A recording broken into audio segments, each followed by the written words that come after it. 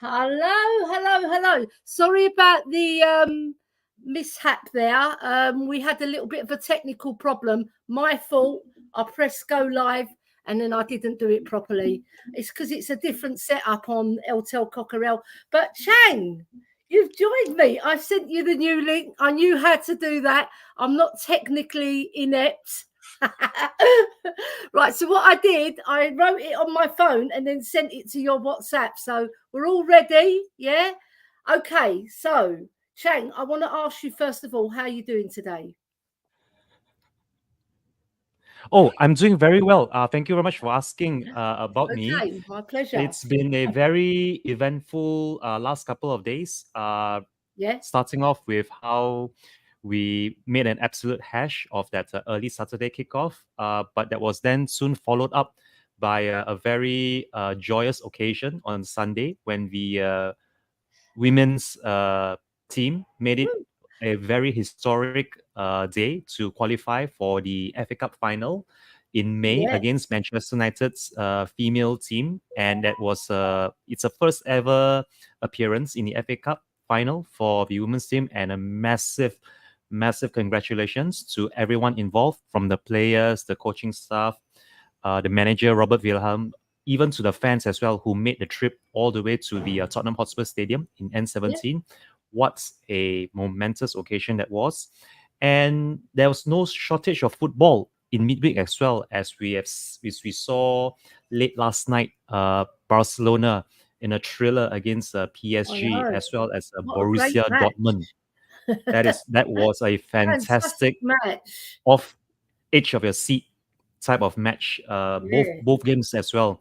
The Borussia Dortmund and Atletico Madrid to boot as well, as it was being played simultaneously. And whatever you have in store for us today, I simply cannot wait to get yes. into it.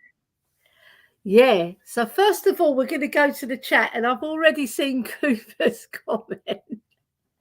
Cooper, I'm really sorry, right? So I'm quite technical when it comes to what I know on certain screens, right? So Jose gave me about a 5-minute training session on his StreamYard, where it's actually Colin's StreamYard, right?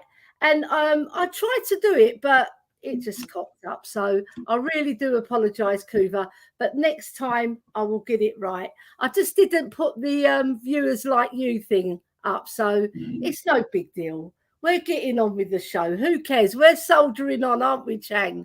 Right. So Of Chris, course, the one and only Agambar. Big up, everyone. the Yes, best Agomba that there is in the world.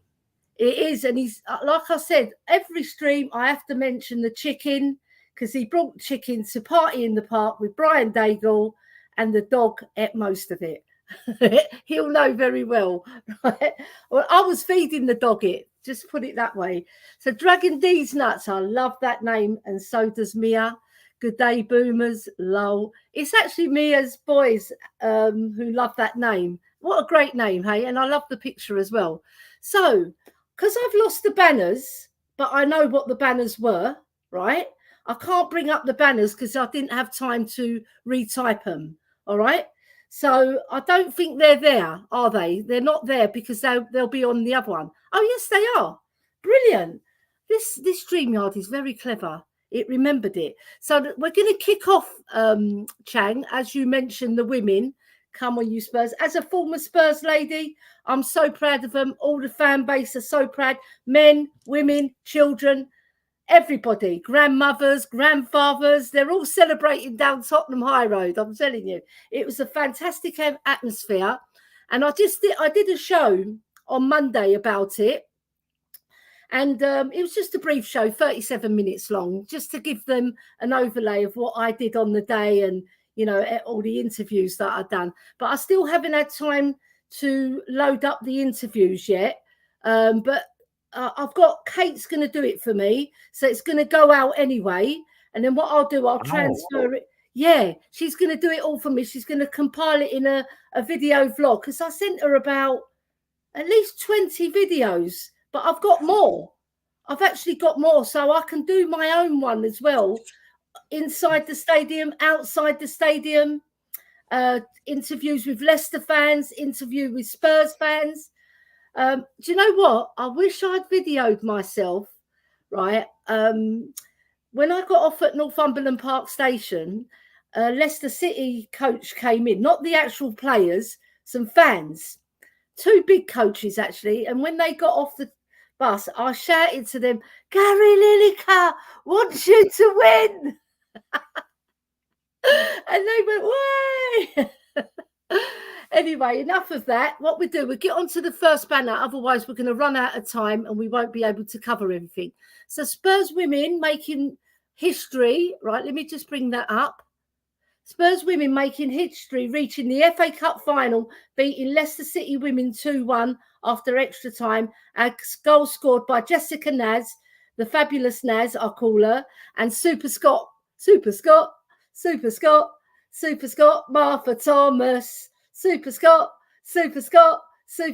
Martha Thomas. That was my new song that I was getting. That's catchy. That's very catchy. Yeah. Right. So that's very catchy. What I want to do, because I've spoken about the game already and I've probably saturated the whole of social media with Spurs ladies, so everybody knows. I don't think there's a dog or a spider who doesn't know that Spurs are in the FA Cup final. So, Chang, I want to get your views on what you thought of the game. And I know you saw most of it and then you caught up with extra time. So, how did you think the game went? The game went as expected. From a very feisty encounter, especially when a cup final is on the cards. You would expect both teams to go toe to toe and not give an inch, as both teams would not want to slip up at this stage of the competition with a final at Wembley, no less, on the cards. And it was a very cagey first opening few minutes. We were unlucky to have conceded as early as the 15th minute, I believe it was, to Leicester City in the first half. And when the other team credit scored, I never look at the minutes, but I'll check it for you. Yeah, go Thank on. you very much. And credit to credit to the Spurs ladies. They didn't give up. They kept on plugging away. And Jessica Ness got a very well-deserved equalizer late in the second half. There was a very good opportunity to seal the victory within the stipulated regulation 90 minutes, but unfortunately, the game went into extra time.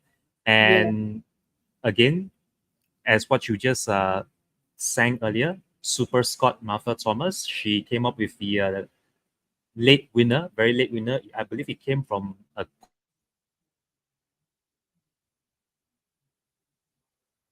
You've frozen there, Chang.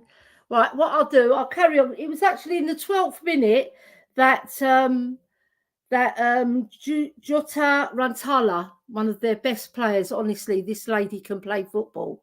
Yeah, she gave us a lot of trouble on the day. She scored in the 12th minute and it was a really good, well-taken goal. And then then Jessica Naz equalised in the 83rd minute. And it was a very well-contested match right up until about 70 minutes. I think Spurs took the initiative, in my opinion. We just stepped it up a bit. We made some substitutions. I think the substitutions came around about that time as well. I'm not really 100% sure, but what I can do is check all the details if you just bear with me. Anyway, the minutes really don't matter. The main thing is that Charlie Grant, our Australian new signing, it was absolutely fabulous. We took off. Who did we take off? We took off Gracie Clinton because she was tiring, because she ran her socks off, right? And then we brought on Charlie Grant and we put on, I believe we put on Amanda Nilden, if I'm right. So I'm trying to get up the match facts now. But you know what? With the ladies, they don't really do a lot of the reporting. It's very bad because they should really do it on live score. But basically, from about the 70th minute, we took hold of the match. and we just pulverised them really. And we kept on pushing for that equaliser, and it was getting closer and closer. And we like all having squeaky bum time that we're not going to get the equaliser. But I was quite confident in myself because we were putting pressure on them, and it was a matter of time before their defence buckled, and they were really getting tired as well because Leicester put a lot of effort in that first 45 minutes.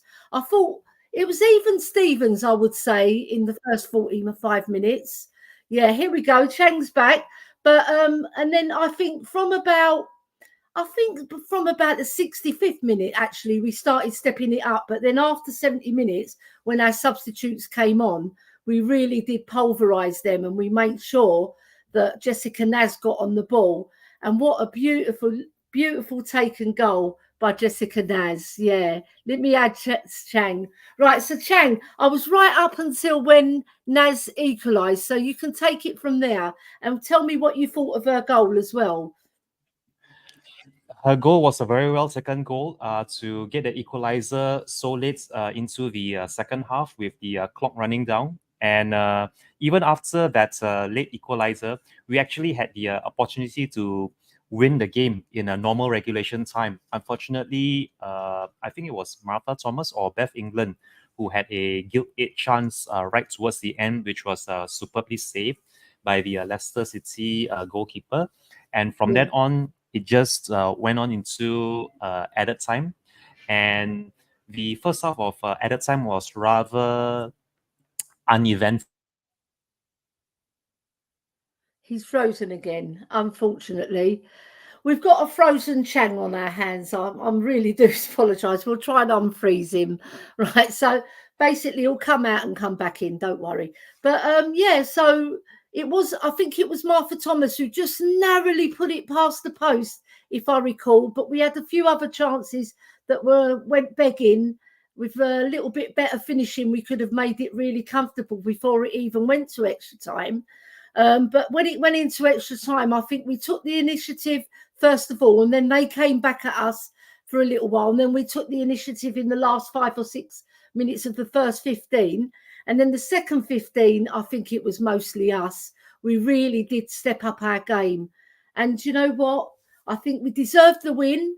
I think we deserved the win because every single player on that pitch from 1 to 11 played their socks off, and you could see the hunger in the girls. Yeah, it was like, we've got to win this because everybody's saying we're trophy dodgers. It doesn't matter that the women are, we've won trophies, but the men of 24 years only one trophy, and they're spantering our club, aren't they? So yeah, here comes Chang again. Chang, you got internet problems, yeah? Yeah, it would appear to be the case, but I really do hope I've ironed out this issue. I have now switched directly back to my mobile hotspot and negated the wired broadband just to see what is going on. But yeah, it should be smooth sailing from here on in now, although there might be a bit of a delay, a bit of a lag. But just bear with me while I try to iron out this problem during the internet peak hours here in Southeast Asia. Hopefully we will have a problem-free stream from between now to the end of the stream. And as you were quite rightly saying, the second half of that added time where Martha Thomas scored the winner, there were scenes of pandemonium everywhere. Absolutely class by the fans who were screaming at the top of their voices. Even I, over here in Southeast Asia, I had goosebumps, put it this way, listening to those fans celebrating in jubilation. Absolutely goosebumps everywhere. It was quite the occasion. It was quite the occasion for the match. And if you were to watch the match day uncut, wow. Watch Match Day Uncut on Spurs official YouTube. It's something to behold. I've seen some of it because I was getting ready for this show, and I did a show on Monday, and then I was on with Kate. I've had no time. Then I wanted to watch the Champions League as well, the matches, and I watched the Barca PSG match because I thought that one would be more interesting than the Dortmund Atletico Madrid. But they were both equally as good in a lot of ways, you know, more exciting. Yeah. So let's catch up with the chat. Right. So in the chat, where was I? So we've got, hold on, let me go up. Do you know what I hate is computers? Because they don't really do what you want them to do sometimes. I know you're in control of them, but sometimes they don't. Right, so here we go. We was on Lee Smithy Smith. Right, Lee Smithy Smith saying, "Prr, prr, prr, prr." There you go. You know what? He loves Richarlison, so no Richarlison hate today, please, because we don't want Lee Smithy Smith to turn and, you know, he might even go red, you know, you never know. So Shemtan, welcome, Shemtan. Hi, Queen Ellie, hi, Bia Benton Werner, and to the nice looking old man on YouTube, Mr. Chang. Hope you are both doing well today. Yeah, I'm well. It's just the internet on Chang, that's all. But he sorted it out. Kuva 99, sorry, Ellie, but only Donna Cullen can save this kind of mess now. You know what? We might have to call her. You know what? I've even got her number, I think. And she never answers. Right. Mia, hello, Mia. Welcome. I see you're doing a members show tomorrow, so I'm plugging Spurs Between the Lines. Get over there to the members show for Mia. Mia saying, I sent everyone over, Ellie, and you ended. Oh, don't. Do you know what? It doesn't matter because whoever's going to come in will come in. And I really do appreciate that anyway. Mia, you know, we've got plenty of love for you. All right, I've done that one. Yeah, Meta Football, that's Chris. Love him. He's full of good knowledge and like he gives it straight. Good morning, like and subscribe, show the appreciation. That's it. That's what we want to hear.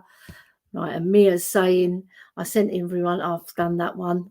You see what I mean? I'm so useless at the chat. And then I press the button and then I'll lose my way. Right, David Clark. Hello, David Clark from Leicester. We beat you, but you support Spurs, I hope. I hope you're not doing a Gary Lineker turncoat and saying Spurs, Leicester City ladies to win. Huh? Cheek. Right, so David Clark saying, sorry, but unless our two fullbacks improve by 1,000%, we will not beat Manchester United. Sorry, but it was actually Neville's worst performance of her career. She got embarrassed by Leicester City's wingers. Right.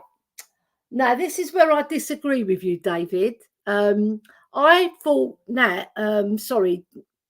Ash Neville done very, very well in terms of staying close to that marker because that Rose, she was a tricky winger and she was moving all across the 18-yard box and making runs on the side and she's very fast.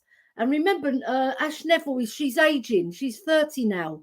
Right, she's not a spring chicken like she used to be, and she couldn't really always cover all of that back line because a lot of the other defenders were making mistakes as well. Right, so I thought she particularly done well in tackling the girl Rose and Rantana, and she stayed close to them and she kept them at bay for most of the match away from the goal. Because as a defender, you've got to push them away from the goal so that they can't get their cross off. I mean, what do you think of that, Chang, that comment?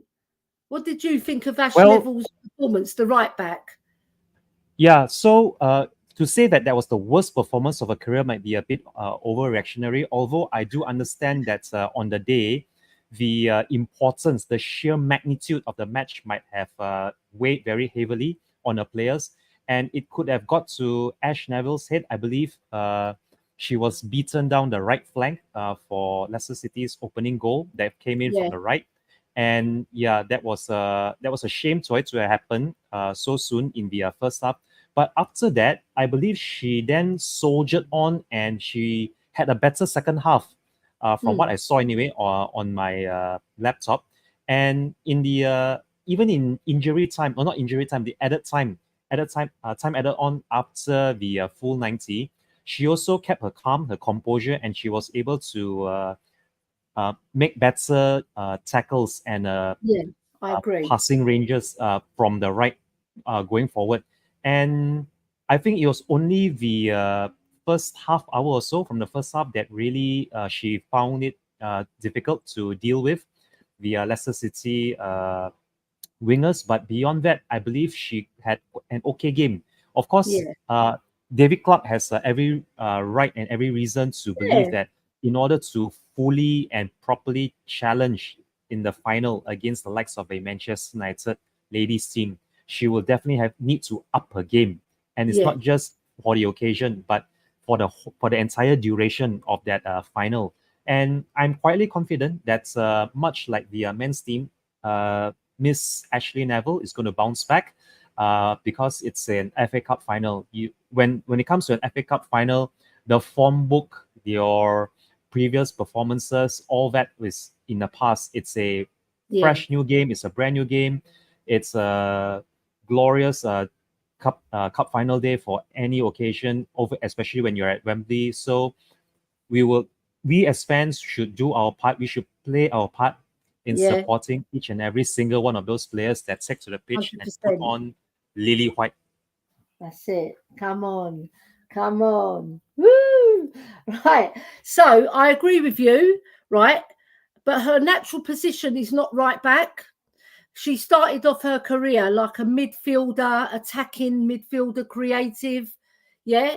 And then as she got older, she went back to the right back, and our previous manager put her as right back, and she stayed there because when you're aging and you lose a bit of your legs, yeah, you do tend to step back a bit in the women's game, whereas in the men's game you just get moved on usually because you're too slow. Right, so I'll get back to the chat. Right, hold on, wait 1 second. Here we go. Lee Richards is saying now they've done the hard bit, need to go and win the cup now. None of this is just happy to be in the final rubbish. Right. Well, when you say it's rubbish to be happy to be in the final, it's the first time we've reached it. Right. So I'm happy. Right. But I'm not happy in terms of like I'm happy that we've just made it. I want to win it. You're in it to win it.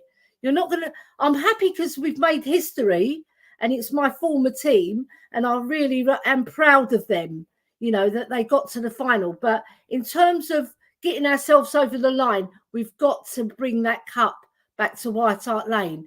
Otherwise, I wouldn't say it was all for nothing, right? Because it's still an experience to go to the final for all these girls and the new signees like Luana Beulah, right, which Robert Willerham signed.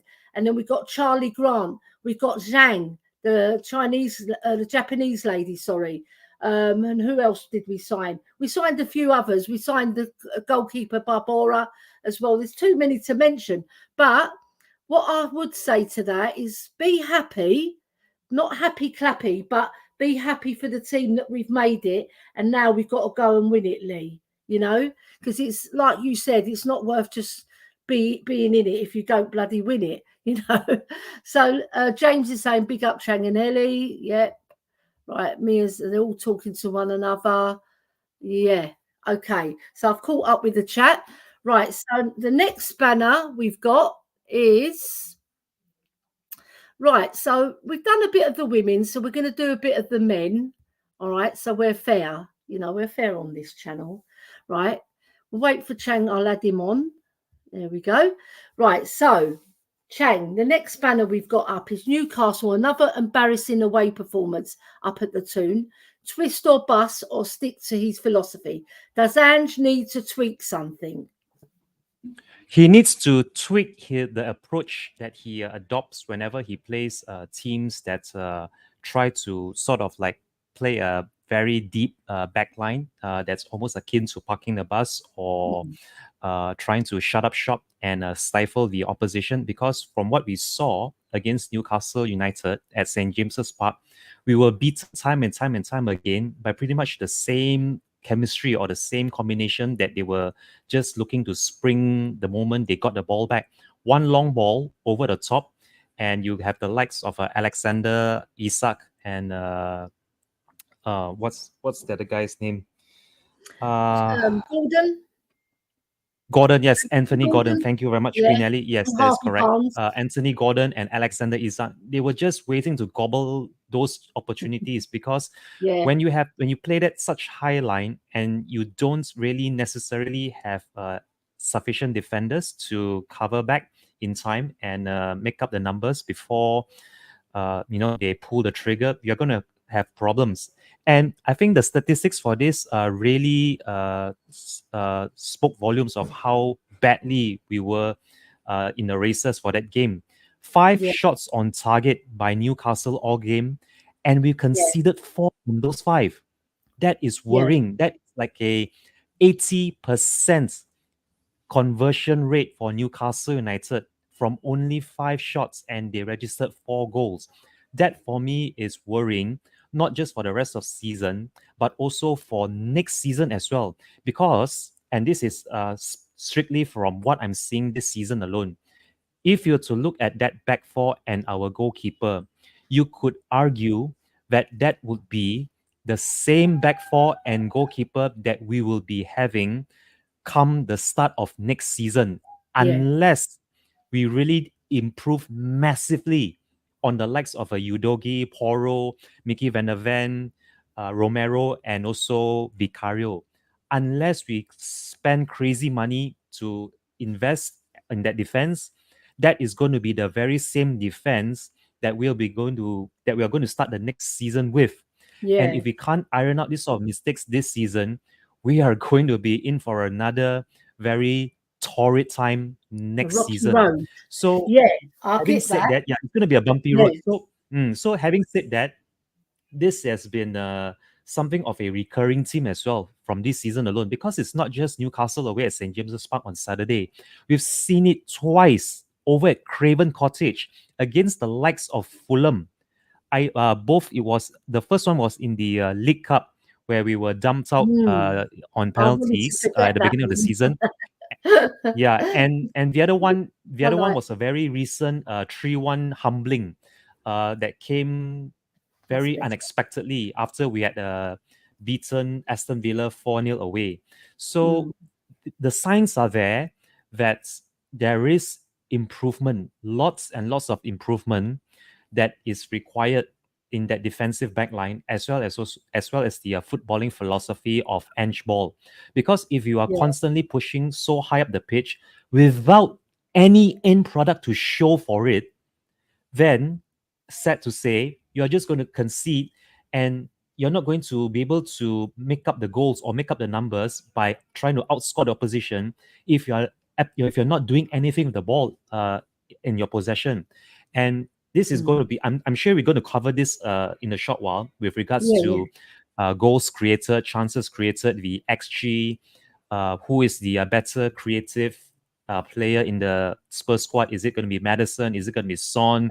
Are we going to have Yeah. to rely on Lo Celso in the future? Things like this. But there is lots of improvement still to be had from Big Ange and his Ange Ball system. But I Yeah. am optimistic Yeah. and I'm confident of next season. We just need one or two marquee signings that can not only massively improve the squad, but we need these sort of signings that will walk straight into our starting 11 and give the existing fringe players food for thought, that unless you step up Yeah. massively, you are not going to be taking over anytime soon. That is what I felt this Newcastle away humbling is going to affect how Big Ange sets the team up from Mm. between now to the remainder of the season, as well as next season for us to look forward to. Back to you, Queen Ellie. I love that. Alex, eat your heart out. Right, so I think it's high risk reward. Yeah. Ah, right. Chang's gone. He's obviously failed. Right, so it's high risk reward football that Ange plays, and if it works, it's fantastic. If they do what Isaac did and made the run from his own half, can't be offside, right? So then we relied on Mickey Van der Ven to do what Mickey Van der Ven does. And unfortunately, he fell on his arse or back, whatever you want to call it. It doesn't matter where he fell, right? And he slipped over. And everything that ensued from that moment onwards was a mighty mess up. It was one big mess from start to finish. And the defenders are good defenders, right? We know this. We've seen them defend. We've seen them block. We've seen them challenge. We've seen them press, right? It's just one of those things where the other team are just hot and they play to their strengths and they play to our weaknesses.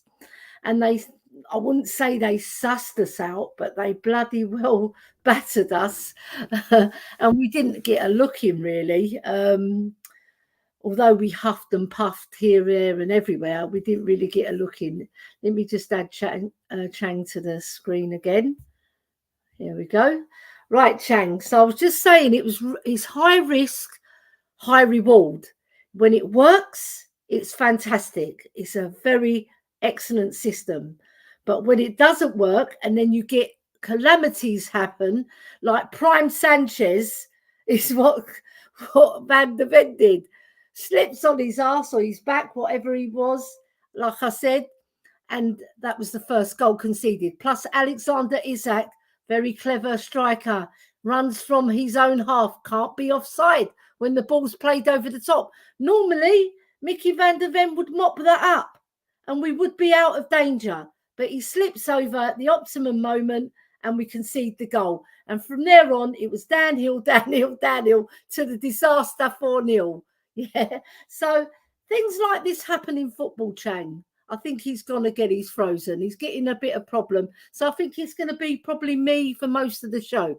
Right. So here we go. So we got Meta Football TV, which is Chris. James, the Tottenham fan, big up. I predicted we would lose, to be honest. But stuff happens like in a match that gets you rattled. Gundogan take on the match was balanced, which I really liked. Oh, right, this is the Barcelona game. Yeah, because you're a big Barcelona fan, Chris. So, yeah, big up Barcelona. Unlucky. You know, sometimes in football, you know, things go against you. So, yeah. Chang, you're back. You're on mute. You're on mute. Yes, I am back. Yes, I am back. I think I need to put up a statement very quickly now. Can I just say, everyone, that everything that is happening to my internet now is pretty much what happened to our men's team on Saturday, in which everything and anything that could have possibly gone wrong with our away performance against Newcastle at Stamford Bridge is doing the exact same thing today. But I really do hope that I am able to bounce back quickly, because I have lots to make up for, especially not being able to do this exact same show with Queen Ellie a week ago on Wednesday because of confusion. Listen, And yeah, it Chang, was don't worry. it was Don't worry. a misunderstanding on my part. But yeah, I have lots to make up for from missing out from last week, and hopefully I will be able to get a lot more content your way on this show itself before I hopefully don't ever cut out ever again from this stream. But yeah, the what happened on the day, the defensive lapses, the lapse in concentration, as well as the inability to really do much with the possession that we had. Because if you were to Yeah, look at true. the statistics for the loss at Newcastle, we actually had something like 73 or 72% compared to 27 or 28 for Newcastle. That shows me that we weren't completely played out the park, but when we had the ball, we didn't do much with it. Pretty much with what I'm failing to do right now with my own internet connection, not really making the most out of it.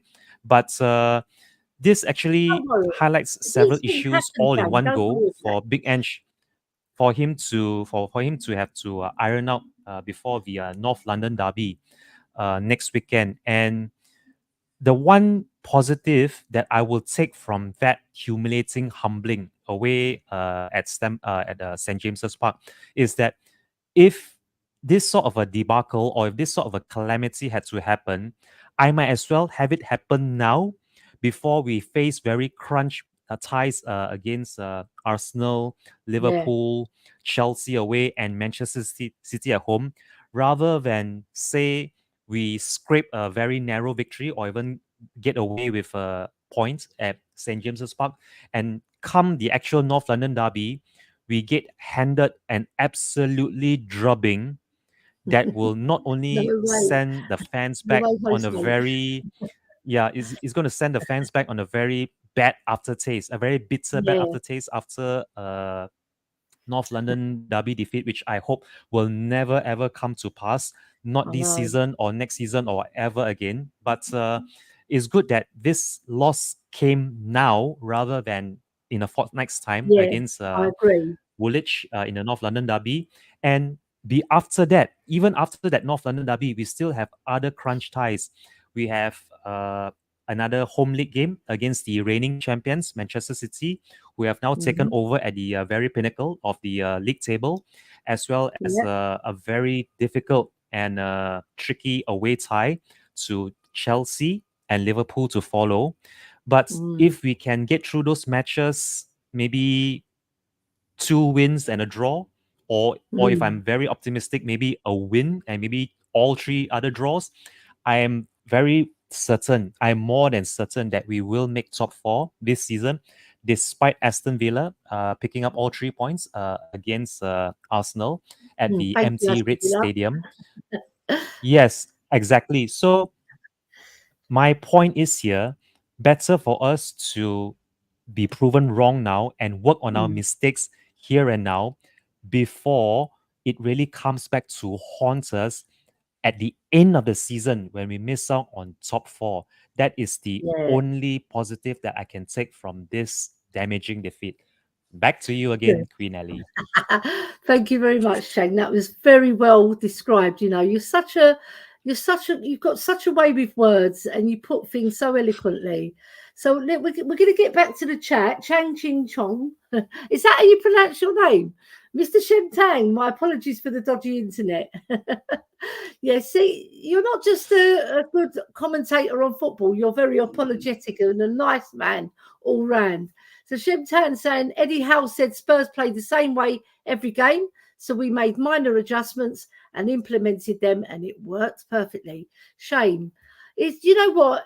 There was a lot of incidents that, we could have got back into the game as well, because we had a few chances here, there, and everywhere. So, sometimes things don't go your way. And it was a bad day at the office for every single one of our players. It wasn't just one or two, it was the whole lot of them. So they're all to blame. And I'm gonna go down to the Spurs training ground and tell them what for. Right. So Lee Richards saying too late to tweak things this season, but the summer will give our coaching team to look at things. Think we do not need to vary our play a bit, because last few weeks show opponents have worked us out. Okay, fair enough. Right. And then, I have something to say very quickly about that comment by Mr. Lee Richards, if I may. yeah, no Although problem. I do admit that it would be very difficult to tweak anything from between now and the end of the season, what we can do, however, with matches like what happened away at St James's Park against Newcastle, is to Yeah, have better game management. You can keep up the same level of intensity. You can stick to your footballing philosophy and your strategy. You just need to know when to actually commit at the right stage or at the right time of the match, rather than always going gung ho from minute one up until the final whistle and not have yeah, anything reserved left in the tank when it really matters. That for yeah, me, I it's agree. not to say that Big Ange is being naive or is being stubborn with how he would like his team to see out the entire 90 minutes. It's more of trying to make it count when it matters, to Yeah, really make the best of whenever the opposition slips up or whenever our players find their groove and really get it together in passages of play that would present the best opportunities for us to create those openings that will eventually lead to goals. mm, My yeah, my concern here is how Big Ange isn't able to sort of game manage more wisely. If you're to take a leaf from Jose Mourinho or even Antonio Conte, his predecessors before him, they had a very systematic approach as to how a team should go about winning games, whether it's winning ugly, whether it's turning to the dark arts, or just outscoring your opposition. Big yeah, Ange has needs to sort of implement a little bit of this and that into his game management, not so much as to bore the fans or to just win for the sake of winning, but to actually win when it really matters, when you need those 3 points more than anything, more than attractive football or more than a simple, a glutton of goals. Even the odd goal from a set piece where we have been so terrible at Mm. defending and converting from. That also has Yeah. to be looked into, because if you look at how we were just not up for it from any of the set pieces in this game or the I previous or know. games past this season, Terrible. we've been losing. Terrible. We've not been winning headers. We've not been able to deal with Awful. set Yeah. pieces. We've not been able to clear the ball when the opposition has pushed up so high from set pieces that then would lead to us conceding from not being able to clear the lines. This has to be addressed Yeah. now and also during the off season. But you also need the sort of coaching staff to be able to help the players get that along. I don't really know the reasons why I can't I can't pronounce his name Gianni VL. proper, but it's Gianni that's the VL. one. That is correct. Yeah. That's thank you so much, Queen Nelly. He got Why moved get rid of on. someone like him? Why move him on It's when it is so politics. apparent? It is It's so politics, Shane. apparent that we need someone of his stature and his coaching ability to help the players deal with either defending set pieces or even producing from set Yeah. pieces.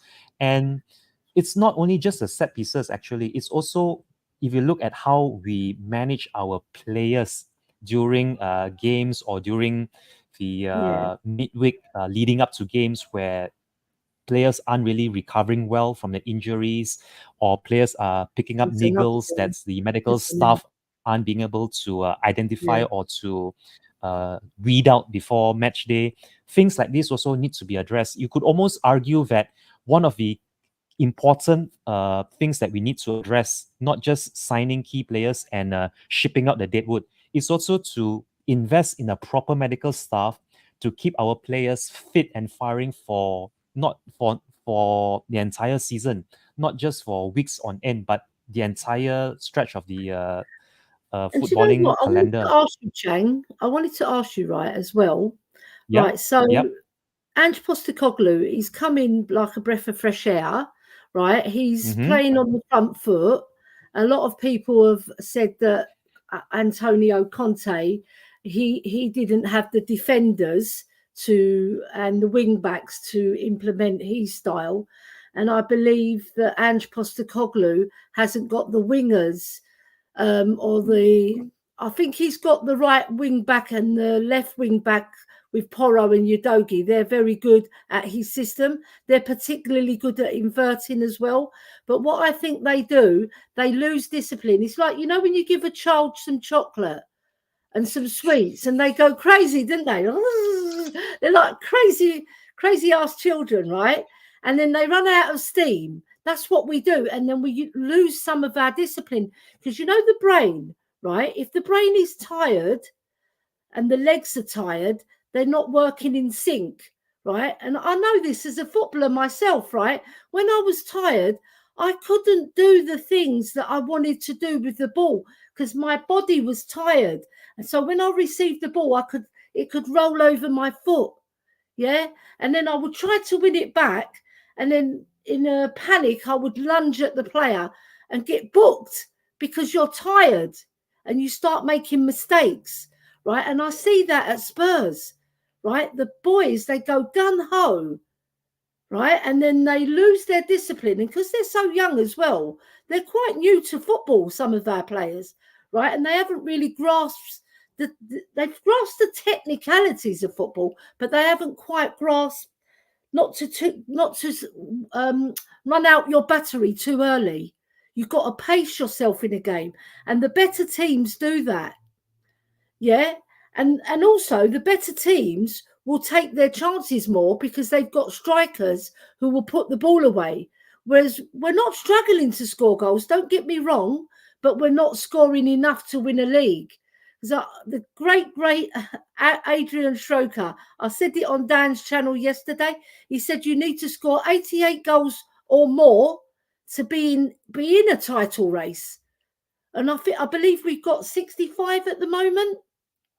So we're 23 goals off. But the other teams, I think it's 65 at goals we've scored. Right? I'll check it for you. I'll check it for you as you are. We'll as carry you on continue. talking, and I'll cover some chat as well. So Kuva99, welcome Kuva. You're always welcome here, Kuva Bear.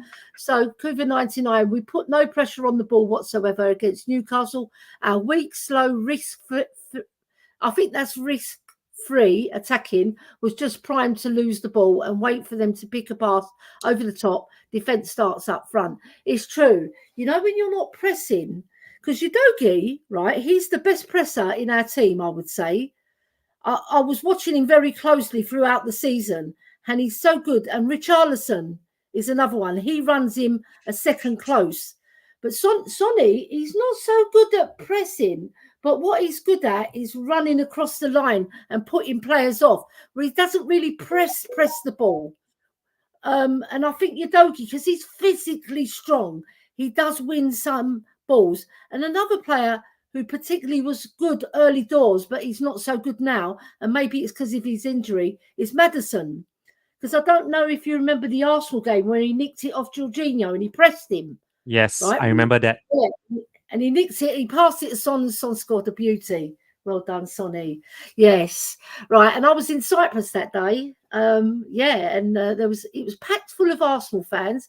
And I think there was about 4 other Spurs fans, and it was about 50 Arsenal fans. But I made more noise than the 50 Arsenal fans because I've got a bit of a gob on me.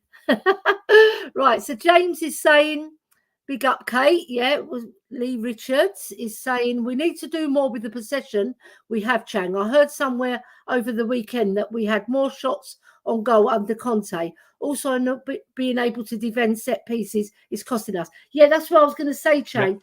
Right. Exactly. You mentioned Gianni Vio. Right. I think his politics, because he was Conte's man, I think, right, he's out the door. Yeah, that's what they thought. And they put Ryan Mason. And I'm sure they're nurturing Ryan Mason to become our next boss. Otherwise, why would they keep him around at the club? I think he's going to be our next boss after Postecoglou, because he'll be cheap.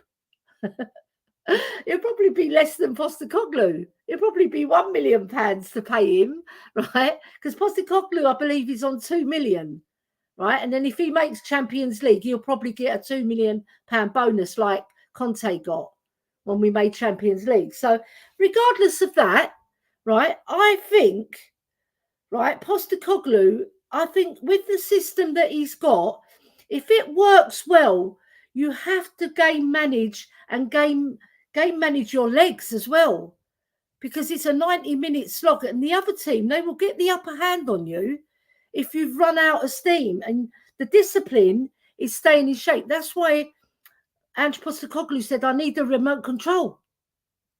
And I was going to actually deliver it down there. Come on, Ange. I'll do it. You know what I mean? Like, get them into position, because they lose their discipline. And when you lose your shape and your discipline, the teams will take advantage, because they're top-notch strikers, these Premiership strikers. And you're lucky if you get away with it when you're playing the lesser teams. You tend to beat them. Right, but we've had very good results against the good teams as well. We've drawn against Man City, we've drawn against Arsenal, we beat Liverpool, be it that they went down to 9 men. Right, we lost to Chelsea, where they're not in the top 6 anyway. We drew with Man United away, and we beat them at home. They're one of our rivals. We beat Brighton at home. We lost to them away, so they're sort of pushing, coming up. But they're not quite doing it, so they're not going to be anywhere near top 4. Just put it. And then Aston Villa, we went and battered them 4-0.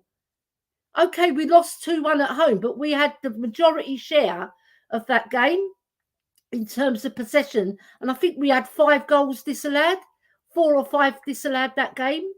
And that was the game that Bentancur got injured as well by Matty Cash.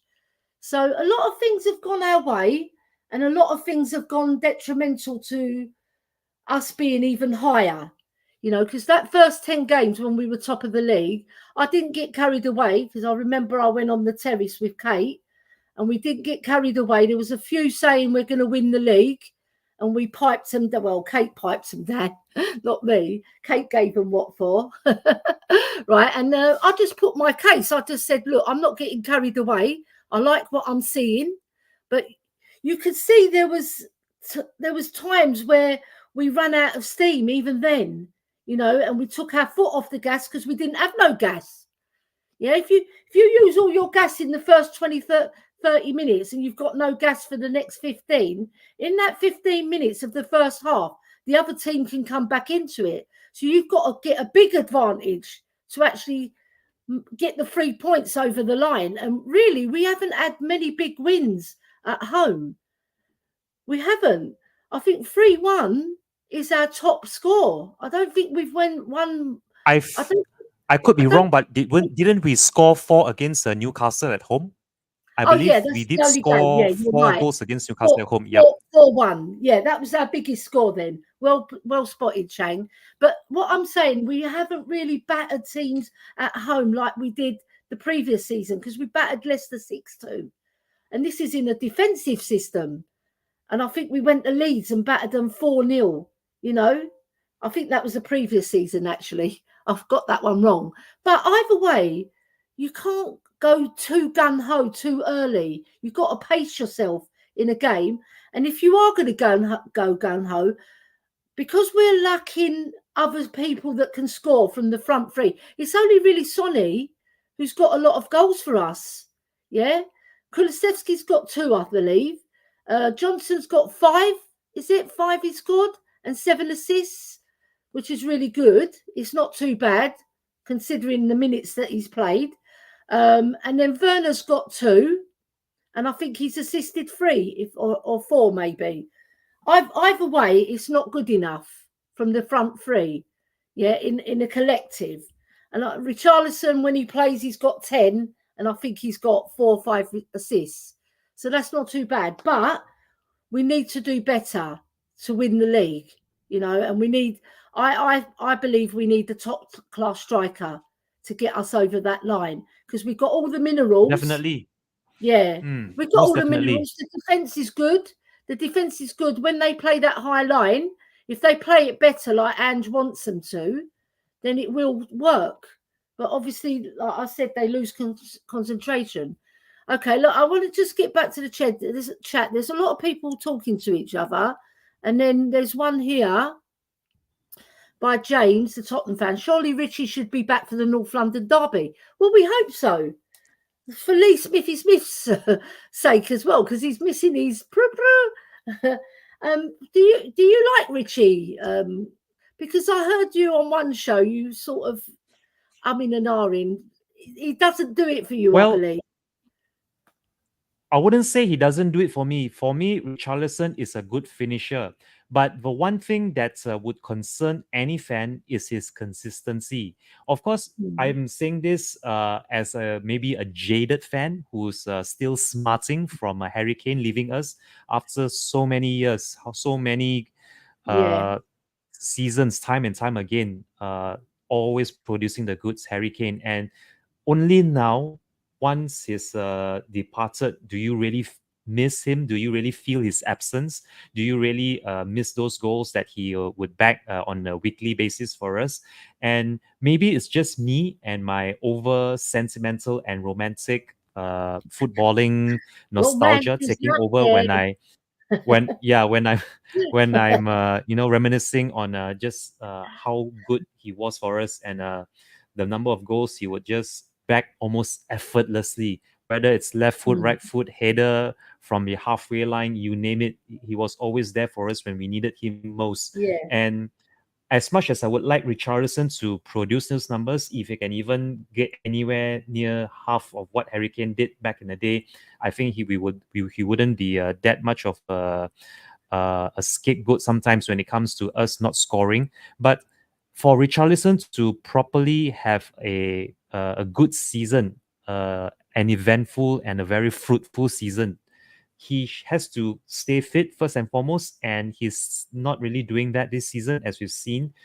Although he's nowhere near Ryan Sessegnon levels of always being on the treatment table and away from the match from the team during training sessions.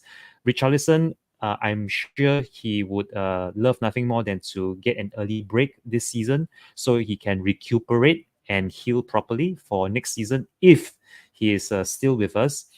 I would still like a proper finisher who would walk right into our starting 11 Yeah, and agree. be almost overnight be a contender for Golden Boot.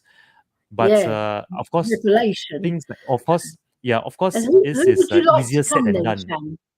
Who would you like to That's very come? interesting. Who's your Who top? would I like If you to had your come? little black book, who would be your top Mm, three targets? The top three, Santiago Jimenez. Santiago okay? Jimenez would be top of the pops for me, He's top of the pops, yeah. because we can actually make use of Brian Hill as a makeshift, or rather as a part player exchange with Firewood. If we are to get Mm, Santiago Jimenez from Firewood, we could always move Brian Hill in the exact direction, in the opposite direction. And okay. apart from Jimenez, there's also talk of maybe trying to get Ivan Toney on the cheap. Whether or Yeah, not he would be able to produce the goals for us is a completely different matter. But yeah, Ivan Toney is another player that people are we looking at.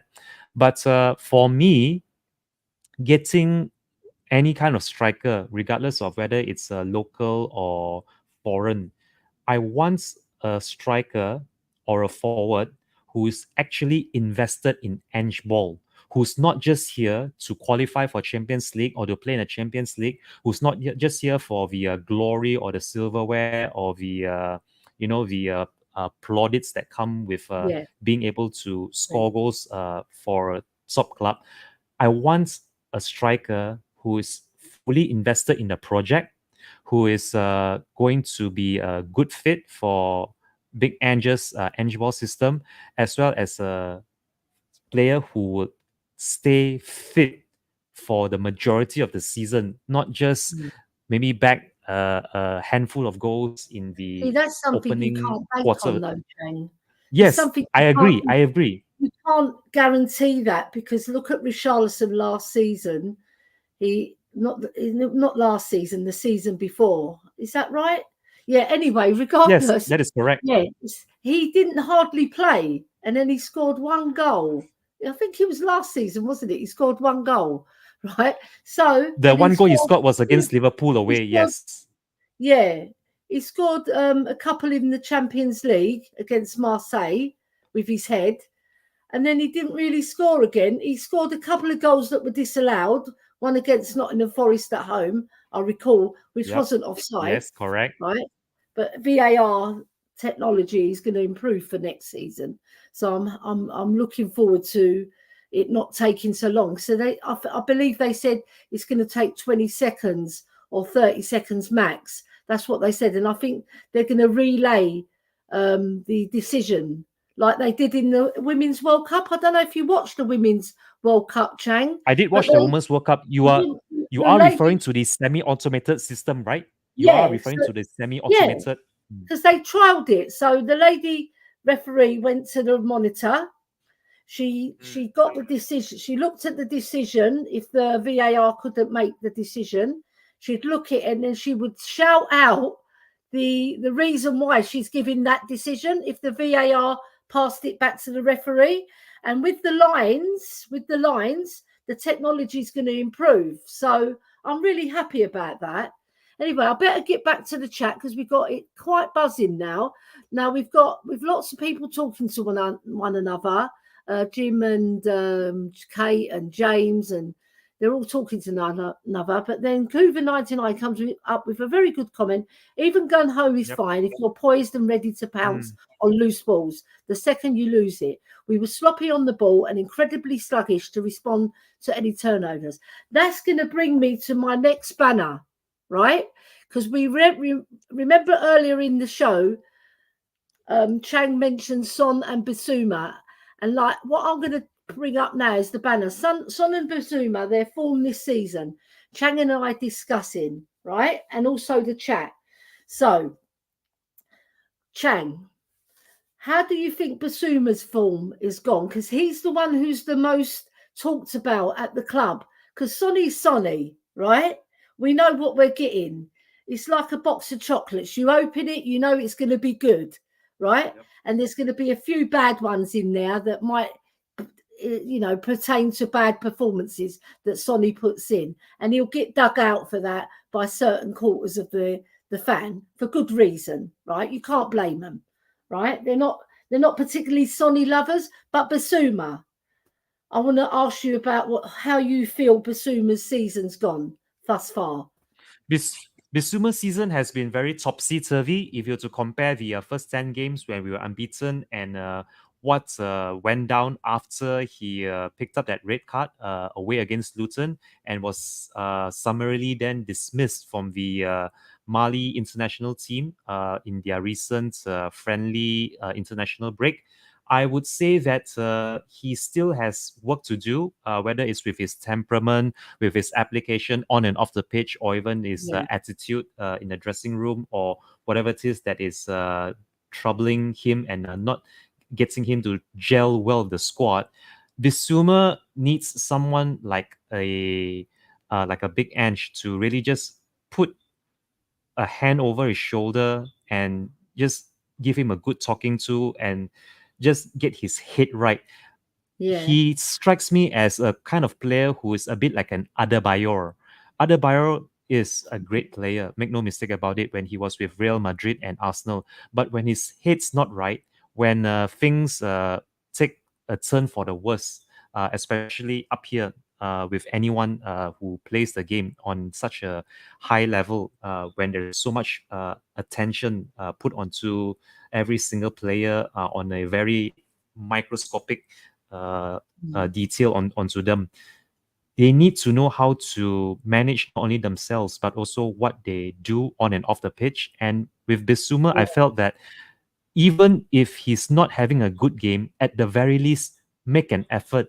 The problem with Bissouma and what I've seen, not only for Spurs this season or seasons past, but also when he was back at Brighton, when things aren't going too well, at the very least, get the basics right. Make an effort, or rather yeah, show some effort to actually get stuck in and not just be a passenger, not just waiting for the ball to get to you, or waiting for yeah, your teammates to respond, or just expecting the ball to fall kindly for you. Actually apply yourself during matches and I just agree. give your all, regardless of how the match is going, regardless of the result, regardless of the opposition that you play against. You still have to give everything that you have for the club and hope for the best, regardless of what is going to transpire in the next 90 minutes of the game. Because Yeah, until players like him and the likes of Ndombele or an Oliver Skip or even Bentancur, without that midfield engine, without running your socks off, without actually getting stuck in, is at this level, the Premiership level is no walk in the park for any midfielder. And yeah. It's until unforgiving, they isn't it? actually, It's unforgiving, yes, Chang. exactly. Can I ask you one quick It's question? I want to ask okay. you one quick question about, because it's very poignant, and it will lead you to something else. Do you feel that he's not playing in his best position? Because I've heard this from a lot of fans. They reckon that he's being played out of position. He's too deep, and Basuma's best game. This is what I believe. This as well. I really do get on board with it. That they've Okay. sort of put him too far back, and he can't affect the game. And early doors, he was linking up with Maddison very closely together. They're too far apart. Maddison drops back to meet Basuma, and then they're too far away from goal to do that beautiful pass or to make 1-2s here and there to get to the forward line. And I believe that a lot. I'm really backing those fans that say that, because I'm fully on board with that because I think Basuma is wasted in the way Ange Postecoglou's playing him. But I've also got a conspiracy theory, which I put on Dan's show yesterday. I think he's doing this, right, to make Basuma, right, he doesn't want him to be, he wants the club to see that they need a number 6, a strong box-to-box, solid defensive midfielder who can hold the back line right in front of the back line. And he's showing the club that Basuma's not up to that job.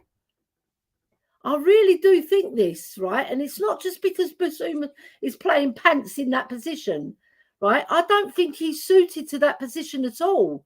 I think he should be further up the field where he can run through and affect the game.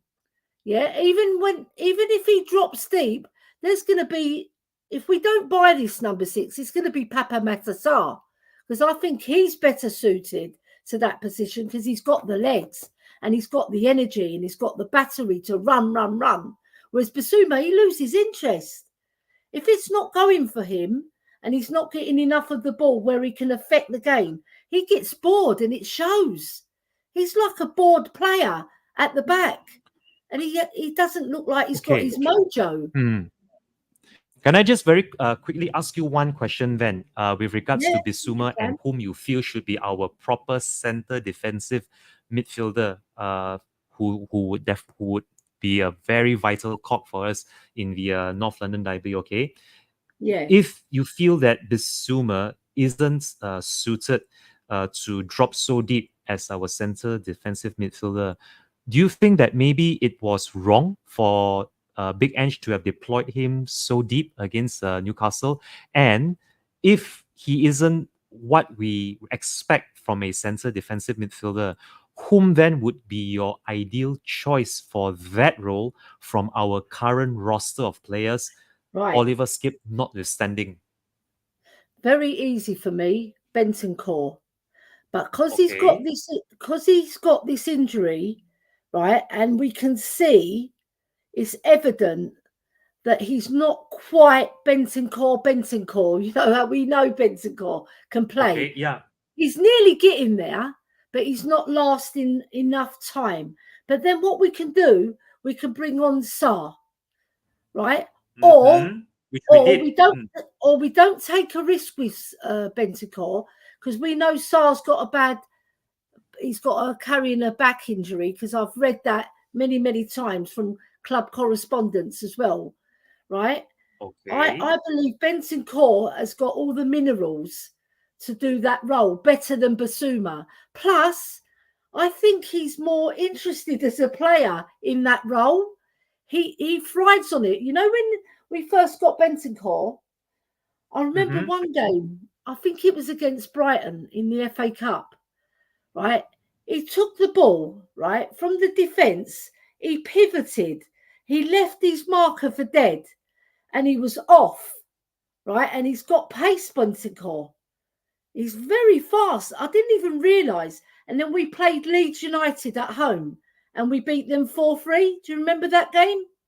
Yes, I remember that game very well. Yes, I do. Yeah. He was superb in that defensive midfield role. And I think he's the perfect one for us in that role. But for the future, I think Bentancur should play more of a in-between role, right, with Basuma, Madders. But then we're going to play a 4-man midfield then, because if we buy Paulinho, for example, who everybody's crying out for, well, most of the fan base, if you ask them, a deep defensive midfielder, they want Paulinho. Yeah? Very good. The reason why I brought this up was actually part and parcel, something to do with what Mr. Nicholas Collison has just commented in the chat when he mentions that the only player in this squad, or rather our squad, who is a proper out-and-out 6 would be Oliver Skipp. And if what he's saying is the scenario that is currently on at Spurs, that Skipp is the only proper out-and-out number 6 for us, why didn't Big Ange invest in a better number six if that number six role is very vital to his edge ball system, unless he feels that that number six should be able to transition between, say, 6 to 8, or even six dropping a lot deeper to help out with the defense. If if somehow we have that player in our books, whether it's a Bentancur or Højbjerg, or if you were to even consider, say, Pepe Matassar as that six, if we already have this six and that six isn't really operating properly, are we actually going to then look for a better number six this summer window as part of a revamp to make sure that our midfield doesn't get run over time and time again every time we play away from home? Or do you think that instead of actually investing and trying to work around this six, do without the six altogether? Why even bother to have a six I if you don't are always agree. being Mm. I don't agree, Chang. You need a solid Okay, number go six. ahead, go ahead. Yeah, All I right, think okay, you need a sure. solid. Skip is not the answer. Nor is Højbjerg, even though I love him, he's not the answer, because you have to move the ball quickly. And Højbjerg likes to, defensively, yes, he can cope with it, and experience, yes. But moving the ball quickly, you've seen already, he's susceptible to a really bad pass because he's not used to moving the ball quickly. He's the type of player puts his foot on the ball, looks around what's on, and then passes, right? But you can't do that in an Yep. Ange system, right? So we've got we've got two not fit for purpose, right? Then we've got Bentancur, who is fit for purpose, but he's injured, and he's not injured, but he's coming back from injury. So it takes time to get the match fitness. And I think Ange has done well with managing his minutes, right? Because he can see. I saw against Man City, especially at 60-minute mark, he ran out of all puff. Yeah, and he wanted to run. You can see him. He loves playing football, Bentancur. He's a true footballer in the true footballer sense. You know, he absolutely adores playing football, and it sort of goes right through his body. You can see it, right? And I read an article about him as well, because he's my favourite player. He said that after matches, he doesn't even go to sleep. He analyses where he went wrong and what he can do better. That's what you mean. You get on that training pitch and you practice the things that you're not good at. And then you look at the players, right? You study the players who do it better than you, right? And then you copy them. You incorporate it in your own game and you learn, right? Because Bentancur's no wallflower, but he's not old. I think he's 27, if I'm right. So he's really coming up to the peak of his career. Right now, we need him to get match fit, and then we've got a very classy player. He reminds me of Berbatov, but as a midfielder, the touch that he's got is sublime. And then he has flair. Yes, I would say that flair. Bentancur has flair in abundance. Yep. Especially against Manchester United, he bossed that midfield, and you had Fernandes in that midfield, and he made him look stupid, right? So he has got the minerals. He just needs the fitness. Yeah. Anyway, I better catch up with this chat as well. So we've got Bobby saying, "Good morning, ELLY, Chang." Oh God, why does it keep on moving? Good morning, ELLY, Chang, and everyone in the chat. Lovely. And then we've got Kuva saying, "Bobby K, good morning." The Scandinavian legend. I think that's how you pronounce it. Scandinavian. Nick. Emerson Royal. I didn't say he was the answer, but he's only the natural number 6. Well, I would say Højbjerg is a natural number 6. But the thing is, with Ange Ball, nah, we're not going there. He can sit on the bench. Sorry, Højbjerg. I love Højbjerg, but he can sit on the bench. He's not starting. And when he started, we've lost anyway. Right, so Bobby K, my Norwegian sex pot, good morning. Yeah, all right. Chang, oh, this is you, Chang. A very good Wednesday morning to each and every single viewer and chatter in the message. You are. I can't even say that. I'm not even American, man. I'm English. English Greek. Dragon D's nuts. Ange doesn't play with a monster 6, hence why Biss is playing there. He wants people who are confident with the ball. Yeah, you say that, right? But I don't think he's been confident with the ball. He's been very lackadaisy with the ball. He's just off form. I just hope he finds his form because we need him. Come on, Basuma, wake up.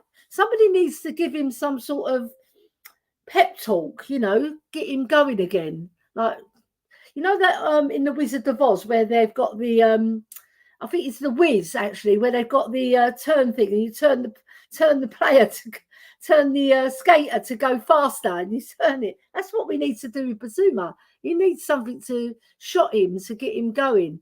Whereas everybody's talking to one another, right? And then we've got here Bobby K. No opinions bother me. I just agree with Coover. Collison out. You really are funny, Bobby. Honestly. So what we're going to do, we're going to move on to the next subject now because we've only got 32 minutes left before Just the Girl Who Loves Spurs goes live. There's a good plug there for you, Kate. I'm not even going to charge you. Right. So I want to go back to the women's game now. All right. So we'll talk about Sonny enough because we want to touch on the women as well. Beth England, our captain, will lead us out at Wembley. Praise Robert Villahan, but for getting the team super focused and super fit. Right, now I'll just kick this off. Yeah, they are super fit. They played 120 minutes, and after the game finished, Chang, they were still doing their warm down and they were pelting it across the pitch. They weren't just jogging, they were running fast and coming back, running fast. So, do you think the women's game has improved in terms of the fitness and in terms of the focus of the women? Is it going to be Of taken course, more seriously? massively. The improvements has been leaps and bounds since this new training regime, and since Robert Villahan has taken over. Because if you to look at the statistics alone with regards to the distances that the women's team have had to cover this season compared to others, as well as the opportunity, or rather the what do you call this, the distances, and also the mileage, the number of games they've had to play. This is almost akin to having Pochettino as our Yeah, women's coach, because he's always very focused on fitness, your stamina, your ability to just be one step ahead of the opposition for most of the game. And that is actually what gives you that little extra edge, that little bit extra impetus to go and go for glory when you are always a step ahead of your opposition. With regards to our female players, I can only say well done, and great job, ladies, for putting in the hard work, all that. yeah, All that grit in the gym, in the fitness rooms, on the pitch, on the training pitch. It is really paying dividends now in abundance. And to be able to make it to an FA Cup final under Robert Villahan in his first full season is nothing to be sneered at. It is, in fact, very a true. very high point for Congratulations, him, man. and also the ladies team. I would also like to add something with regards to our fitness when it comes to match days, and also the off season. If we can get this similar fitness thing going on for the men's team, I would Mm, really I would really love to see the women's fitness team and our men's fitness team have a really good sit down to work out what is wrong with our men's team. Because although the men's team, they still do have that fitness, it's actually being fit on a consistent basis, which is what's missing from the men's team. And if the ladies can do it, why can't the men do the same?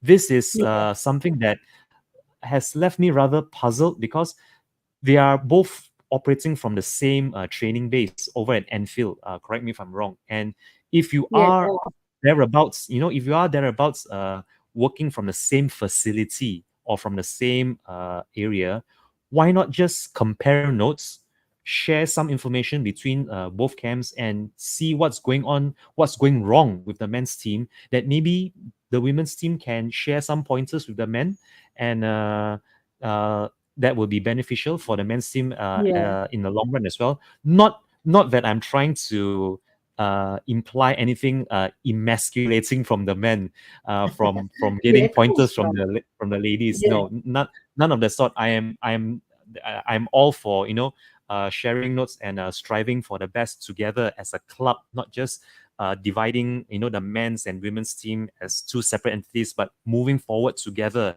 as Tottenham Hotspur yeah, Football Club.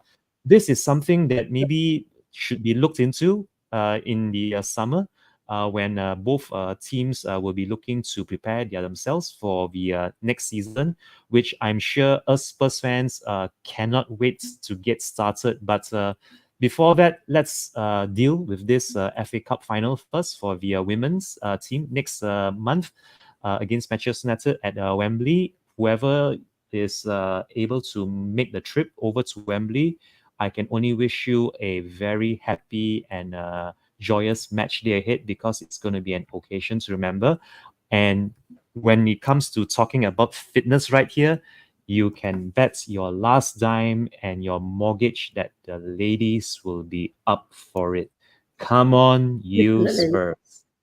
Come on, you Spurs women. Yeah, so I always call them Spurs ladies because that's what we were called. They're called Spurs women now, but I'll always call them Spurs. See, now this is my Twitter account, Spurs Women Everywhere We Go, right? And the hook is at Kakaratos Ellie. So I'm just putting that in the chat at Kakaratos Ellie, because everybody should know by now that my surname is Gagurados. If you want to pronounce it completely right, it's Gaguradu, because the woman is OU and the man is OS. Gaguradu. But when I took the name of my husband, I preferred Gagurados. I think it sounds better, Gagurados. So I'm just putting it in, guys and girls. Right. So while I'm doing that, I want to know in the chat if you actually do watch ladies football, and if you do, what is your take on women's football? How do you feel it's progressed?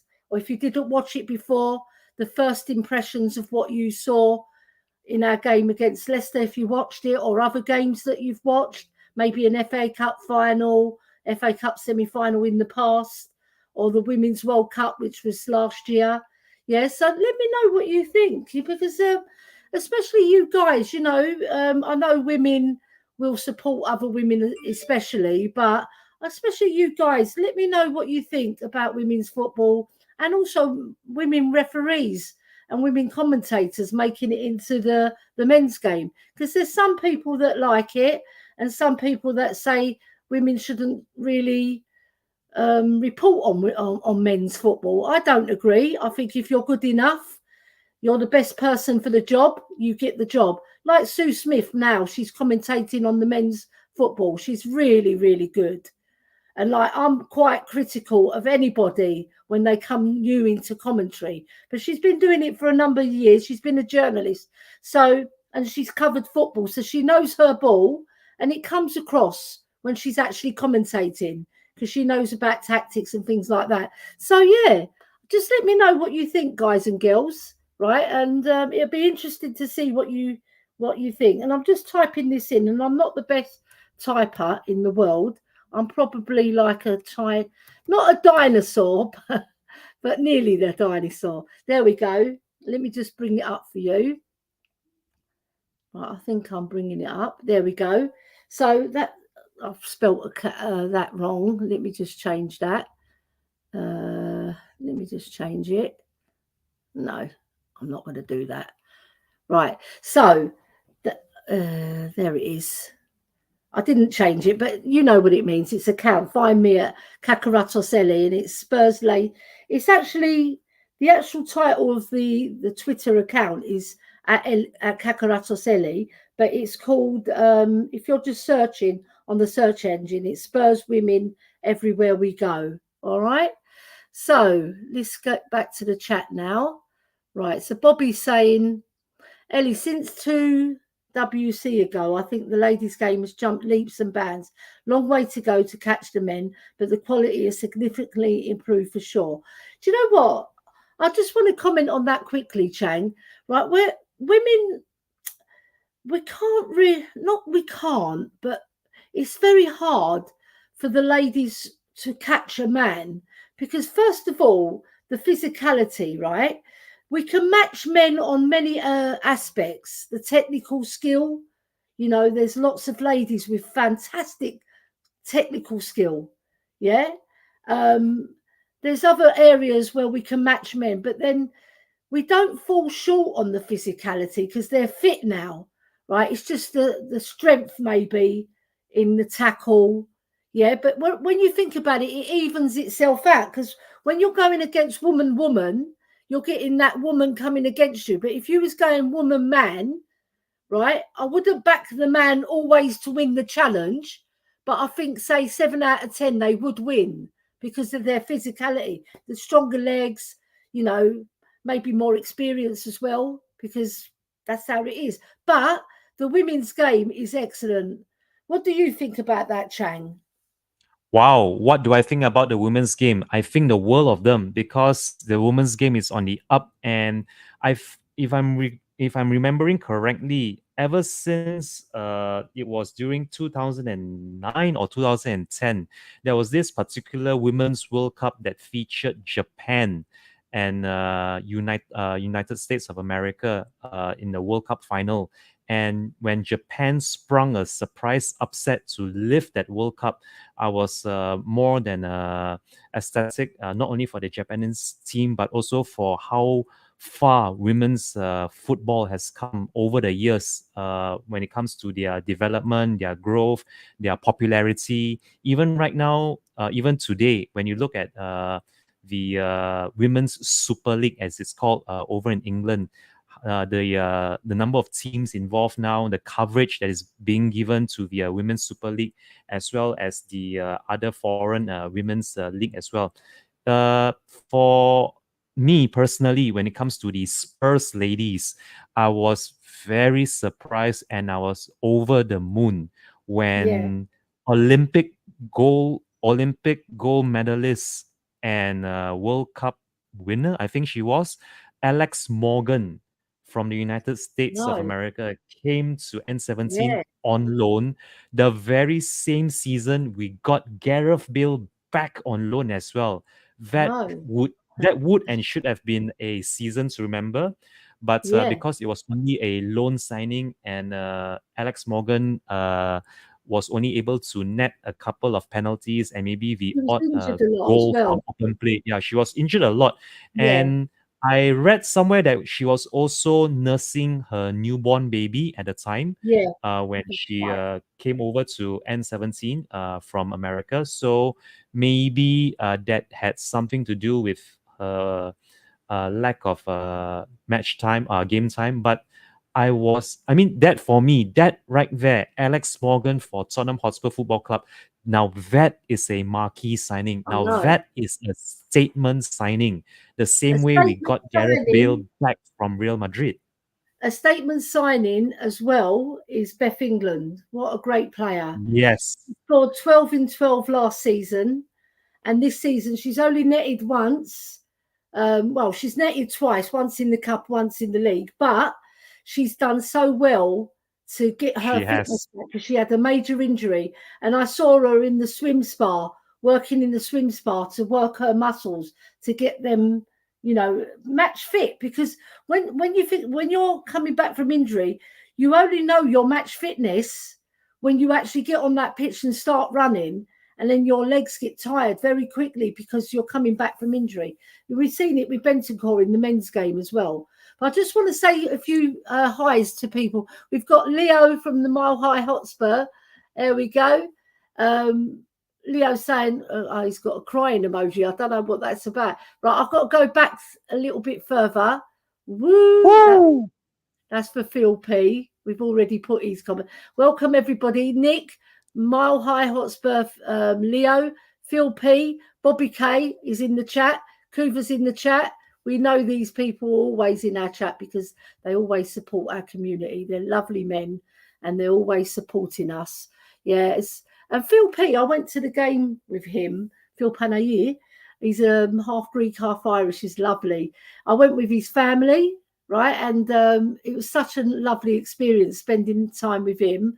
And this time I was supposed to go with Drula, to the ladies' game, but she couldn't go because she's got a really bad back, and she's got 4 young children as well, so it's hard for her to go to the matches. But she's promised to go to the final with me, and I've got all the flags ready, girls. Look, there's 16 flags here, so 16 men and women, right, which I kept from the match. There's 16, and what I'm going to try and do is put the FA Cup final plastered on them as well, because at the moment, I'll show you, they're just plain flags.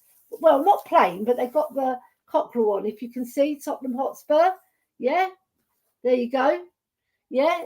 So they're all like that. So I'm going to get the FA Cup final put here, FA Cup final 2024, right? And I'm just going to put Spurs' name on it. I'm not going to put Manchester United's name. No, they don't get a look in, right? And then, yeah, so I think we should move on to the next subject now, because we've not got that long. We've only got 16 minutes. So I just wanted to preview a little bit of the London Derby very quickly, right? Because this is the match of the season.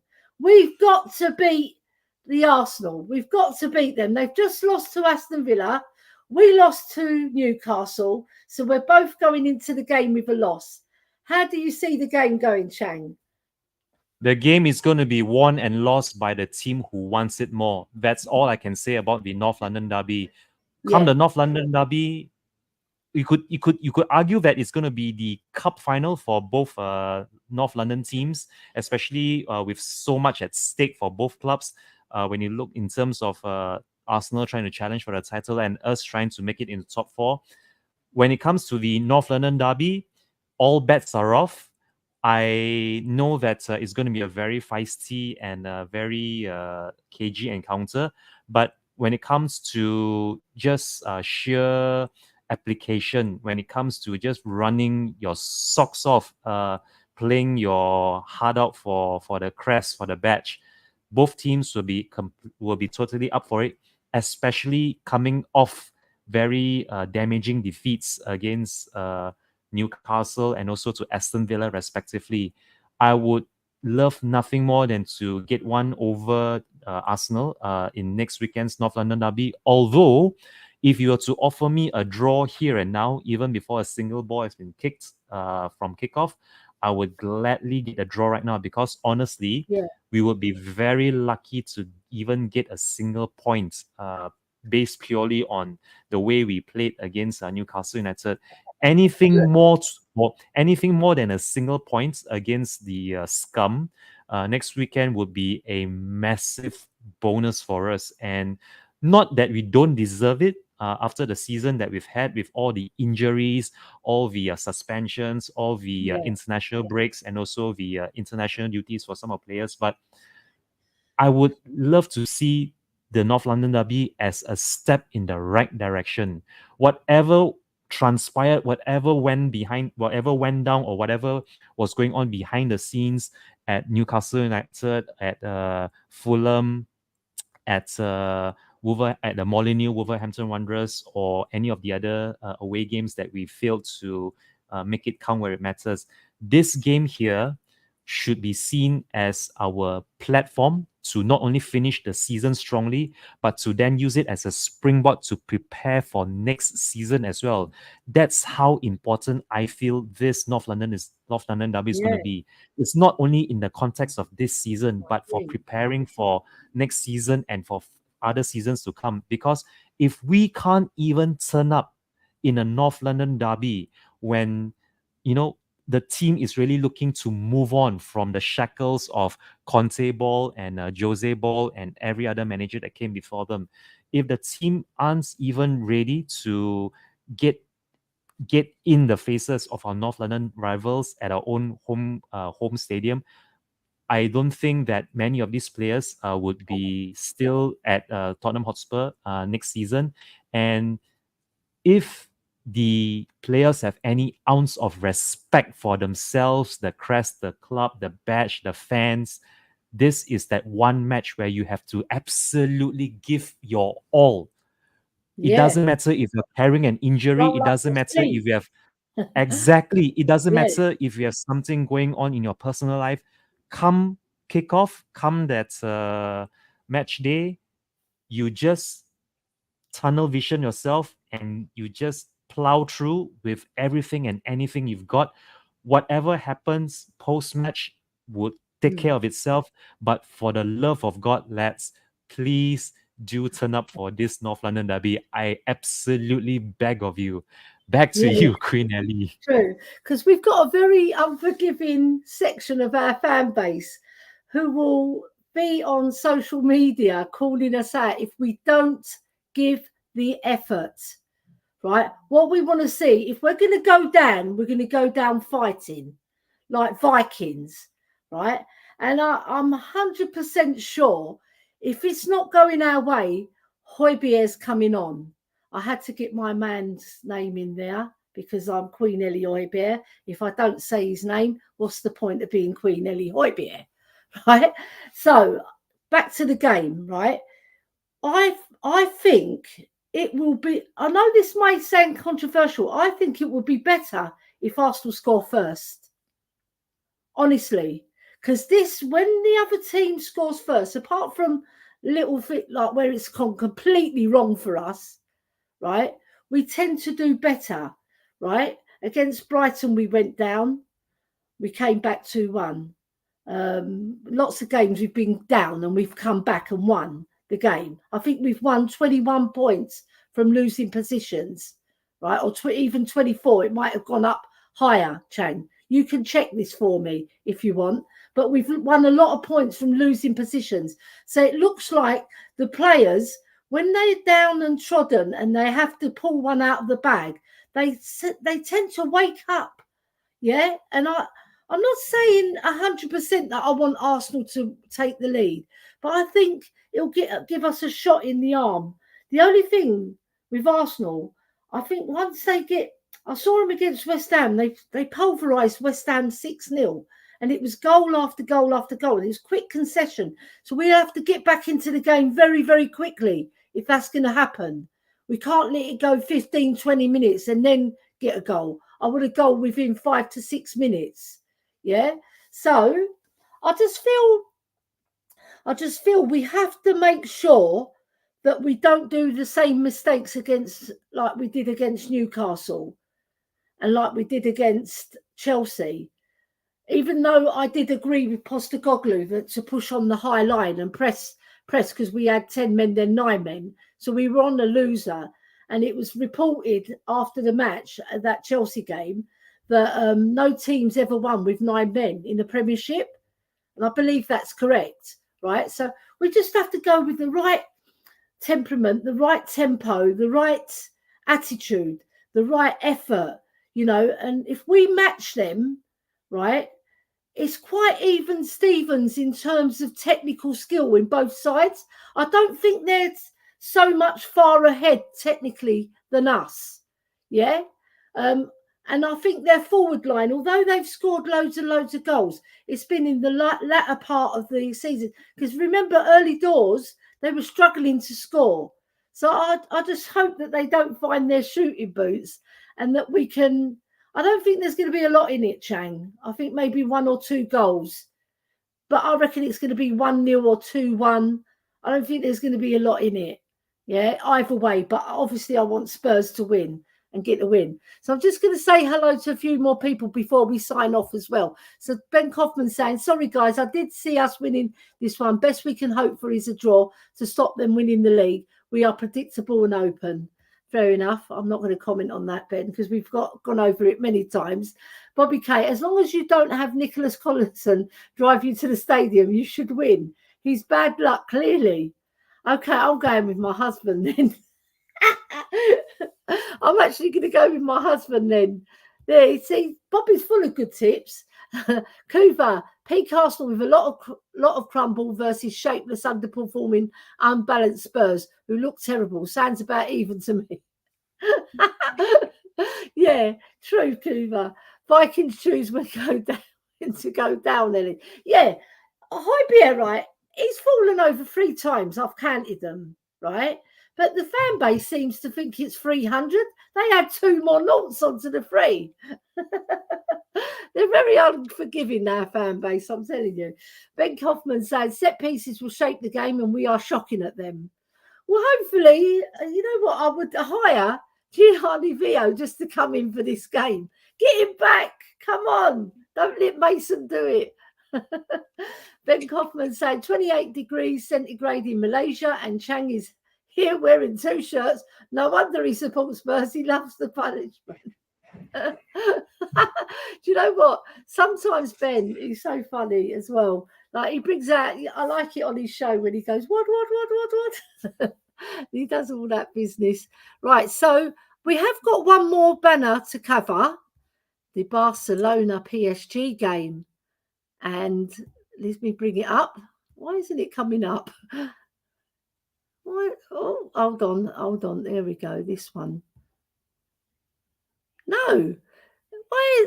I'm actually clicking on the banner and it's showing Ben's one. There we go. No, it's not coming up. Anyway, I'll read it out. It says Champions League, Barca out, PSG through, and Dortmund through. Atletico Madrid were knocked out. Was this surprise results for you, Chang? The surprise result for me was the Barcelona match against Paris Saint-Germain. I thought that Barcelona match had a beating of PSG until that red card in the first half completely changed the match. And the moments Xavi, the outgoing Barcelona manager, was also sent off in the second half, mere minutes before PSG then got a penalty that Kylian Mbappe converted. I felt that it was always going to be an uphill task for Barcelona to try and withstand the PSG onslaught that is the hallmark of Kylian Mbappe.